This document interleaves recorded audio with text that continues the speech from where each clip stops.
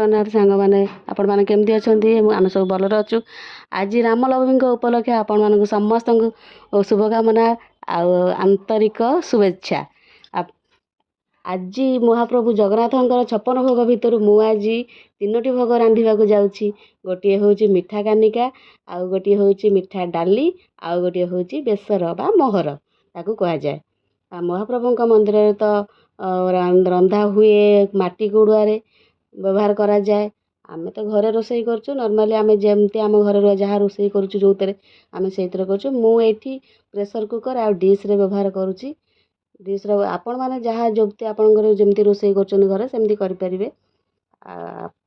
ଆମେ ତ ନର୍ମାଲ ଯେମିତି ଘରେ ଠାକୁରଙ୍କ ମନ୍ଦିର ପରିକା ଆଉ ଅବଢ଼ା ଆମେ ରାନ୍ଧି ପାରିବେନି। ଆଉ ଠାକୁରଙ୍କୁ ଯେମିତି ଭଲ ଲାଗିବ ଯାହା ଯେମିତି ଘରେ ରାନ୍ଧିକି ଖାଇବେ, ନର୍ମାଲି ଯେମିତି ସେମିତି ଟିକେ କରିବାକୁ ଚେଷ୍ଟା କରିଛି।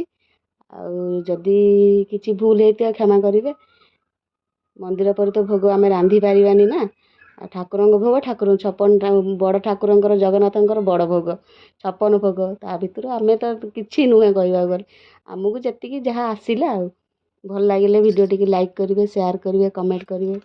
ଆଉ ମୋର କହିବାର କିଛି ଭୁଲ ହେଇଗଲେ ମୋତେ କ୍ଷମା କରିବେ। କମେଣ୍ଟରେ ବି ଜଣେଇବେ, ମୁଁ ତାକୁ ଆଗକୁ ସୁଧାରିବାକୁ ଚେଷ୍ଟା କରିବି। ଆଗକୁ କିଛି ନୂଆ ନୂଆ ଭିଡ଼ିଓ ଆଣିବାକୁ ଚେଷ୍ଟା କରିବି। ମୋତେ ଏମିତି ସପୋର୍ଟ କରନ୍ତୁ, ଆଗକୁ ବଢ଼ିବାକୁ ସାହାଯ୍ୟ କରନ୍ତୁ। ଜୟ ଜଗନ୍ନାଥ। ଆଉ ଭିଡ଼ିଓଟି ଭଲ ଲାଗିଲେ ଲାଇକ୍ କରିବେ, ସେୟାର କରିବେ, କମେଣ୍ଟ କରିବେ, ସବସ୍କ୍ରାଇବ୍ କରିବେ।